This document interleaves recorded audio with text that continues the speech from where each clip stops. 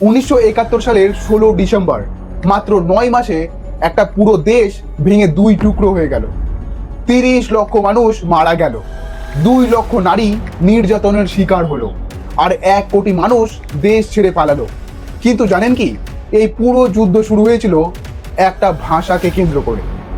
আজকে আমি আপনাকে বলবো সেই গল্প, যেখানে একটা জাতি লড়েছিল নিজের পরিচয়ের জন্য আর জিতে নিয়েছিল স্বাধীনতা।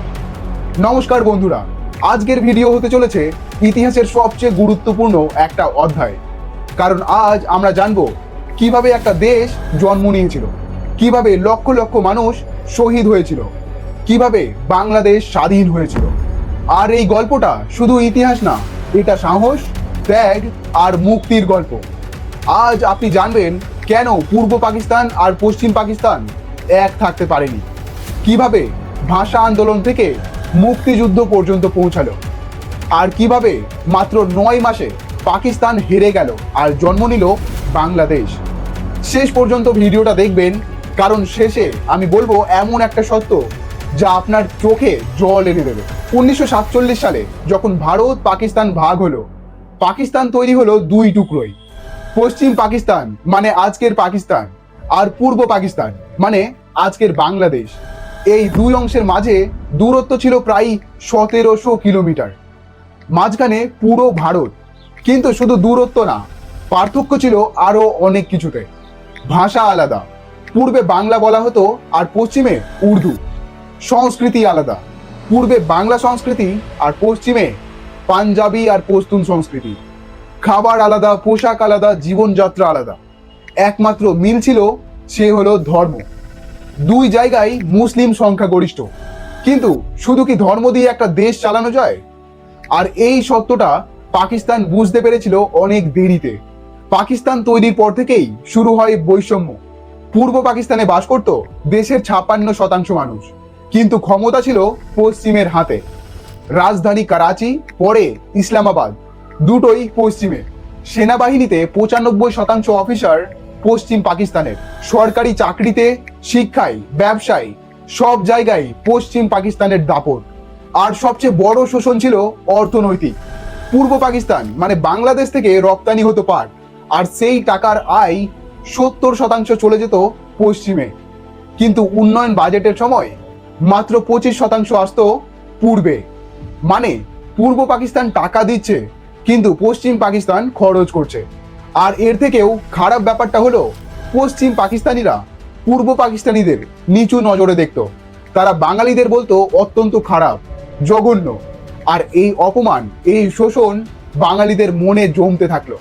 1948 সালে পাকিস্তানের প্রতিষ্ঠাতা মোহাম্মদ আলী জিন্নাহ ঢাকায় এসে ঘোষণা করলেন, উর্দু এবং শুধুমাত্র উর্দুই হবে পাকিস্তানের রাষ্ট্রভাষা।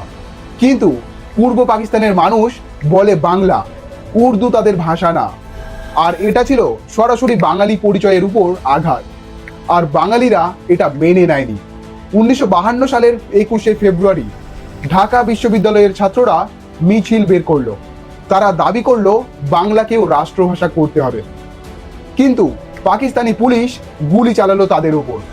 সালাম, বরকত, রফিক, জব্বার, এই তরুণরা শহীদ হলো ভাষার জন্য। জানেন কি, পৃথিবীর ইতিহাসে এটাই একমাত্র ঘটনা যেখানে মানুষ ভাষার জন্য জীবন দিয়েছে। আর এই আন্দোলন সফল হয়েছিল, বাংলা হয়েছিল রাষ্ট্রভাষা। কিন্তু এই ঘটনা বাঙালিদের শিখিয়ে দিল পাকিস্তান তাদের সম্মান করে না। আর এখান থেকেই শুরু হলো স্বাধীনতার স্বপ্ন। 1960-এর দশকে এগিয়ে আসলেন একজন নেতা, শেখ মুজিবুর রহমান। তিনি পূর্ব পাকিস্তানের অধিকারের জন্য লড়তে শুরু করলেন। 1966 সালে তিনি পেশ করলেন 6 দফা দাবি। এতে ছিল পূর্ব পাকিস্তানের স্বায়ত্তশাসন, নিজস্ব অর্থনীতি, নিজস্ব মিলিটারি, মানে পাকিস্তানের মধ্যে থেকেও প্রায় স্বাধীন। কিন্তু পশ্চিম পাকিস্তান এটা মানতে পারেনি। তারা শেখ মুজিবুর রহমানকে গ্রেফতার করলো, তার বিরুদ্ধে রাষ্ট্রদ্রোহের মামলা করলো, কিন্তু বাঙালিরা তাকে ছাড়েনি। 1969 সালে গণ আন্দোলনের চাপে মুজিবুর রহমানকে ছাড়তে বাধ্য হয় পাকিস্তান, আর বাঙালিরা তাকে উপাধি দিল বঙ্গবন্ধু নামে। 1970 সালে পাকিস্তানে হলো প্রথম সাধারণ নির্বাচন, আর ফলাফল ছিল ঐতিহাসিক। শেখ মুজিবুরের দল আওয়ামী লীগ জিতলো 160টা আসন, পূর্ব পাকিস্তানে প্রায় সব আসন। এটা ছিল পুরো পাকিস্তানে সংখ্যাগরিষ্ঠতা, মানে মুজিবুর রহমান প্রধানমন্ত্রী হওয়ার কথা। কিন্তু পশ্চিম পাকিস্তানের নেতা জুলফিকার আলী ভুট্টো আর সামরিক প্রেসিডেন্ট ইয়াহিয়া খান রাজি হলো না। তারা বলল বাঙালিরা পাকিস্তান শাসন করতে পারবে না, আর এটা ছিল সরাসরি গণতন্ত্রের হত্যা। মুজিবুর রহমান আলোচনা চালিয়ে যাচ্ছিলেন, কিন্তু পশ্চিম পাকিস্তান ভেতরে ভেতরে প্ল্যান করেছিল অন্য কিছু। 25 মার্চ 1971, এই তারিখটা বাংলাদেশের ইতিহাসে সবচেয়ে ভয়ঙ্কর। রাত 11টায় পাকিস্তানি সেনাবাহিনী শুরু করলো অপারেশন সার্চলাইট। তাদের লক্ষ্য ছিল বাঙালি জাতীয়তাবাদকে চিরতরে শেষ করে দেওয়া। ঢাকা বিশ্ববিদ্যালয়ে ট্যাঙ্ক ঢুকলো, ছাত্রদের গুলি করে মারা হলো, রাজারবাগ পুলিশ লাইনে হামলা করা হলো। পুলিশরা প্রতিরোধ করতে চাইলো, কিন্তু তারা সাধারণ অস্ত্র নিয়ে, আর পাকিস্তানিরা ট্যাঙ্ক নিয়ে। পিলখানায় ইপিআর সদস্যদের মেরে ফেলা হলো। পুরো ঢাকা শহর রক্তের নদী হয়ে গেল। জানেন কি, একই রাতেই প্রায় 7,000 মানুষ মারা গিয়েছিল। আর এই রাতেই শেখ মুজিবুর রহমান ঘোষণা করলেন স্বাধীনতা। তার শেষ বার্তা ছিল, এবং তোমাদের যা কিছু আছে তাই নিয়ে প্রস্তুত থাকো। মনে রাখবা, রক্ত যখন দিয়েছি, রক্ত আরো দেব। এদেশের মানুষকে মুক্ত করে ছাড়বো ইনশাআল্লাহ। এবারে সংগ্রাম আমাদের মুক্তির সংগ্রাম, এবারে সংগ্রাম স্বাধীনতার সংগ্রাম। এরপর তাকে গ্রেফতার করা হলো, নিয়ে যাওয়া হলো পশ্চিম পাকিস্তানে। মুজিবুর রহমান গ্রেফতার হলেও বাঙালিরা হার মানেনি। সারা দেশে শুরু হলো প্রতিরোধ। ছাত্র, শিক্ষক, কৃষক, শ্রমিক, পুলিশ, সেনা সবাই মিলে তৈরি হলো মুক্তি বাহিনী। তারা গেরিলা যুদ্ধ শুরু করলো। রাতের অন্ধকারে হামলা করে আবার লুকিয়ে যেত। কিন্তু পাকিস্তানি সেনাবাহিনী শুরু করলো গণহত্যা। যেখানে প্রতিরোধ, সেখানে পুরো গ্রাম জ্বালিয়ে দেওয়া, মানুষ মেরে ফেলা, নারীদের উপর নৃশংস অত্যাচার। জানেন কি, এই 9 মাসে প্রায় 30 লক্ষ মানুষ শহীদ হয়েছিল, 2 লক্ষ নারী নির্যাতিত হয়েছিল, আর 1 কোটি মানুষ পালিয়ে গিয়েছিল ভারতে শরণার্থী হয়ে। কিন্তু বাঙালিরা হাল ছাড়েনি। ভারত প্রথম থেকেই মুক্তি বাহিনীদের সাহায্য করছিল, কিন্তু ডিসেম্বরে ভারত সরাসরি যুদ্ধে নামলো। 3 ডিসেম্বর পাকিস্তান ভারতের বিমান বাহিনীতে হামলা করে, আর তখন থেকে শুরু হলো পূর্ণাঙ্গ যুদ্ধ। ভারতীয় সেনাবাহিনী আর মুক্ত বাহিনী মিলে 4 দিক থেকে ঢাকা ঘিরে ফেললো।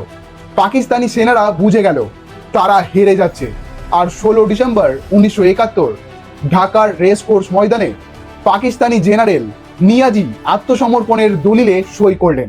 93,000 পাকিস্তানি সৈন্য আত্মসমর্পণ করলো। এটা ছিল দ্বিতীয় বিশ্বযুদ্ধের পর সবচেয়ে বড় আত্মসমর্পণ। আর সেদিনই জন্ম নিল বাংলাদেশ।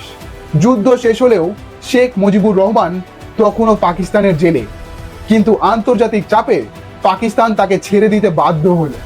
10 জানুয়ারি 1972 শেখ মুজিবুর রহমান ফিরে এলেন ঢাকায়। লক্ষ লক্ষ মানুষ রাস্তায় নেমে এসেছিল তাকে দেখতে, আর তিনি হলেন বাংলাদেশের প্রথম প্রধানমন্ত্রী। আর শুরু হলো নতুন দেশ গড়ার যাত্রা। এই পুরো গল্পটা শুধু ইতিহাস না, এটা শেখায় কিভাবে একটা জাতি লড়েছিল তাদের পরিচয়ের জন্য। ভাষা, সংস্কৃতি, সম্মান, এগুলো মানুষের কাছে জীবনের চেয়েও বড়। বাঙালিরা প্রমাণ করেছিল শোষণ, অত্যাচার, গণহত্যা কিছুই তাদের থামাতে পারেনি। তো বন্ধুরা, আজকে আমরা জানলাম কিভাবে পাকিস্তান ভেঙে গেল আর বাংলাদেশ জন্ম নিল। এটা ছিল একটা জাতির জেগে ওঠার গল্প। যদি আজকের ভিডিও থেকে কিছু জানতে পেরে থাকেন তাহলে লাইক করুন আর চ্যানেলটা সাবস্ক্রাইব করুন, কারণ আমি এরকম ইতিহাসের গল্প নিয়মিত বানাই। আর কমেন্ট করুন আপনার পরিবারে কি মুক্তিযুদ্ধের কোনো গল্প আছে। দেখা হবে পরের ভিডিওতে।